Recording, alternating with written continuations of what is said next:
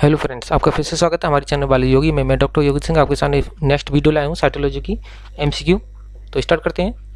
तो first question है, molecular components association essential required for protein synthesis in the cytoplasm. तो यहाँ पर ये पूछा गया है कि साइटोप्लाज्म के अंदर जो प्रोटीन रिक्वायरमेंट के कौन कौन से कंपोनेंट्स होते हैं। हम जानते हैं messenger RNA, ribosomal RNA, transfer RNA compulsory ये तो होंगे, ठीक है। लेकिन डीएनए नहीं होगा साइटोप्लाज्म के अंदर, ठीक है। बी ऑप्शन में एन अमीनो एसिड नहीं है, बहुत सारे अमीनो एसिड होते हैं।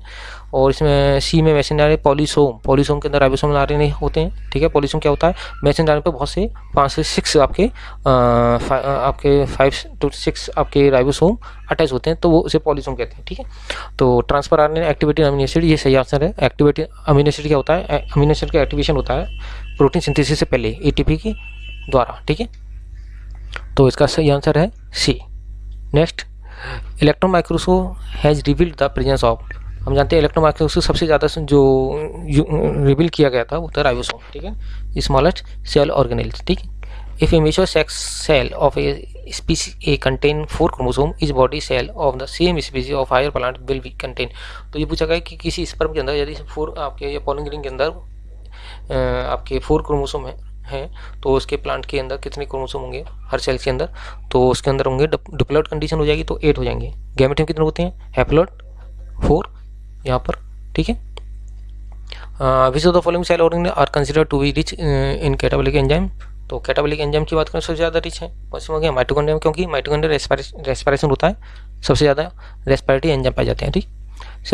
Cell organelles can be isolated by the technique of X-ray differentiation नहीं हो सकता, ऑटो रेडियोग्राफी नहीं हो सकती, केमिकल एनालिसिस नहीं हो सकती, कि अगर ये किए जाते हैं डिफरेंशिएशन सेंट्रीफ्यूगेशन, ठीक है ना, जिसमें क्या होता है सेंट्रीफ्यूग किया जाता है, ओके, सेल एक्सट्रैक्ट को, उसमें फिर उनको सेपरेट किया जाता है सभी और सेल ऑर्गेनेल्स को, ठीक। नेक्स्ट, स्मॉलर सेल ऑर्गेनेल्स मैंने बात कर ली थी अभी, ribosome. The organelle in which aerobic respiration occurs in the cell, ये भी बात कर ली, mitochondria, okay. Lysosome are known as suicidal bags, क्यों कहते हैं, इसलिए कहते हैं क्योंकि इसमें हाइड्रोलाइटिक एंजाइम्स पाए जाते हैं जो pH 5 पर वर्क करते हैं, ठीक है, सभी प्रकार के सेल ऑर्गेनेल को डाइजेस्ट कर सकती है lysosome. Which of the following pigment in water soluble, carotene, anthocyanin और क्लोरोफिल नहीं है वाटर सोल्युबल, जेंथोफिल होता है, ठीक है, सही आंसर है xanthophyll, D.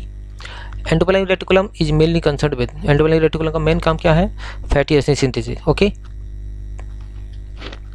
The main role of nucleus in a nucleus concern, nucleus का मेन रोल क्या है, इसका डीएनए नहीं, डीएनए रिप्लिकेशन नहीं, क्रोमेटिड सेपरेशन नहीं, ऑर्गेनाइजेशन ऑफ क्रोमोसोम नहीं, राइबोसोम सिंथेसिस। तो राइबोसोम में क्या होता है, प्रोटीन एंड राइबोसोमल आरएनए। तो न्यूक्लियस में 3 प्रकार के राइबोसोमल आरएनए सिंथेसिस होता है यूकेरियोटिक में, आपके 28S, 8.5 and 18S ribosomal RNA. Only 5S ribosomal RNA का सिंथेसिस होता है न्यूक्लियस के अंदर, ठीक है ना। Next, plural form of nucleus, तो यहाँ पर सही आंसर है ए, न्यूक्लियोलाई, ओके। यदि न्यूक्लियस होता न्यूक्लियोलस की जगह पर तो आता न्यूक्लियाई, याद रखें, न्यूक्लियोलस के लिए न्यूक्लियोलाई और न्यूक्लियस के लिए न्यूक्लियाई, ओके।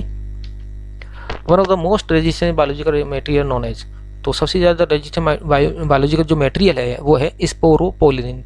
स्पोरोपोलिनिन होता क्या है, ये आपके पॉलन ग्रेन के ऊपर एक एक्जन के बाहर की तरफ एक लेयर है जो एक्सट्रीम कंडीशन से पॉलन ग्रेन को बचाती है, ओके, प्रोटेक्ट करती है।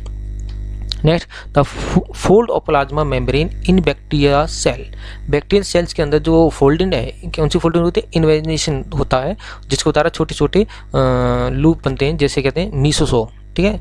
ये करता है माइटोकॉन्ड्रिया के समान काम करता है, रेस्पिरेटरी एंजाइम्स पाए जाते हैं, ओके, इसके ऊपर। Next, lipid raft are patches of cholesterol and, तो लिपिड राफ्ट कब बनते हैं, कोलेस्ट्रॉल के साथ जब स्प्रिंग लिपिड आपका ऐड होता है तब लिपिड राफ्ट का निर्माण होता है, ठीक है, ओके।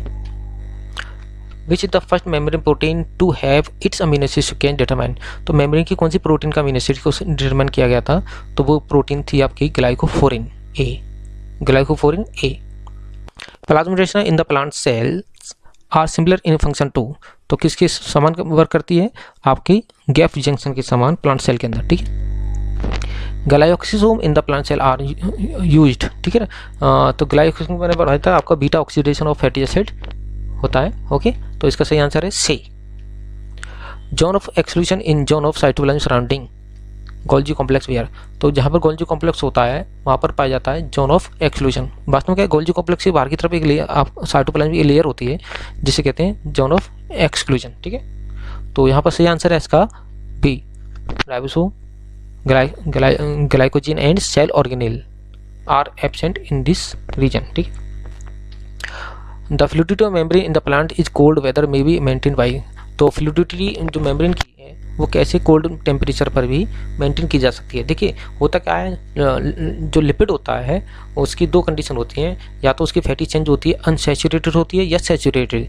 यदि सैचुरेटेड होती है तो हल्की सी कोल्ड टेम्परेचर में ही वो लिपिड सॉलिडिफाई हो जाता है। इसलिए आप देखने जिधर दो प्रकार के लिपिड होते हैं, एक नॉर्मल इन्वायरमेंट टेम्परेचर पर सॉलिडिफाइड रहते हैं और कुछ ऐसे होते हैं जो आपके लिक्विड फॉर्म में रहते हैं। तो लिक्विड फॉर्म में वही रह सकते हैं जिनके फैट है अनसैचुरेटेड होता है। ठीक है, तो इसका मतलब यहाँ पर एक बात याद रखें, जो कोल्ड टेम्परेचर पर रहने वाले जो एनिमल होते हैं उनकी जो मेम्ब्रेन लिपिड होती है उसमें अधिकतर लिपिड जो फॉस्फोलिपिड होती है वो अनसैचुरेटेड होती है, इसलिए वो फैट सॉलिडिफाइड नहीं हो पाता, वो प्रोटेक्शन करता है आपके अनफेवरेबल कंडीशन से। ओके, यदि सैचुरेटेड होती तो टेम्परेचर बढ़ने पर वो सभी सॉलिडिफाइड हो जाती है, वो एनिमल लाइव नहीं कर पाते। ओके, सही आंसर है डी, तो increase the number of phospholipid with unsaturated hydrocarbon tail. Okay, तभी फ्लूइडिटी बनी रह सकती है। ओके, क्योंकि दो जो मेम्ब्रेन बाई लेयर होती है लिपिड की, दोनों लिपिड की जो फैटी एसिड होते हैं एक दूसरे के पास होते हैं। ठीक है ना, यानी हाइड्रोफोबिक रीजन एक दूसरे के पास होते हैं। यदि अनसैचुरेटेड हैं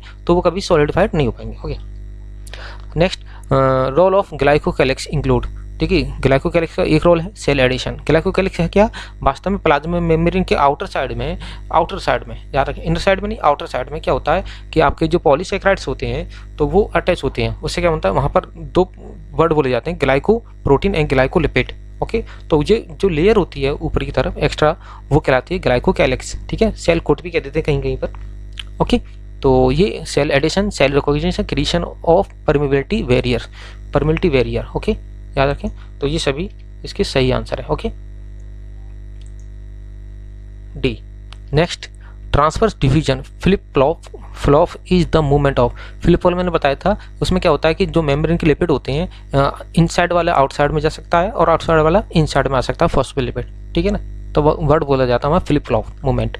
तो यहाँ पर क्या है कि इसका फॉस्फोलिपिड की बात की गई है। ठीक है, which of the following genetic disease is caused by the mutation in membrane protein. तो यहाँ पर मेम्ब्रेन प्रोटीन में, किसी मेम्ब्रेन प्रोटीन में म्यूटेशन हो जाता है, एक जेनेटिक डिसीज हो जाती है, वो है हीमोलाइटिक एनीमिया। तो यहाँ देखें हीमोलाइटिक एनीमिया क्या होता है कि वास्तव में क्या होता है कि जो आरबीसी होती है एरिथ्रोसाइट, उसकी आपकी मेम्ब्रेन पर दो प्रकार की प्रोटीन है, मैं आपको बताया एनकाइरिन एंड स्पेक्ट्रिन। ओके, तो इनमें म्यूटेशन हो जाता है जिससे क्या आपका एनीमिया हो जाता है। ठीक है, ग्लाइकोफोरिन is involve in which of the following disease. तो यहाँ पर क्या ग्लाइकोफोरिन जो होती है वो ये डिसीज के लिए जिम्मेदार है, वायरल नहीं है, कॉमन कोल्ड, एस्थमा नहीं, मलेरिया सही आंसर है इसका। मलेरिया के लिए ग्लाइकोफोरिन क्या करती है, एक रिसेप्टर का काम करते हैं। मलेरिया किससे होता है, प्लाज्मोडियम। ठीक है, फैल्सिफेरम ओवल वाइवल वगैरह से। ठीक है, तो वो उसके लिए ग्लाइकोफोरिन आपकी आरबीसी के ऊपर है और ये रिसेप्टर का काम करेगी उस प्लाज्मोडियम के लिए। ठीक है ना, next, sphingolipid is the derivative of.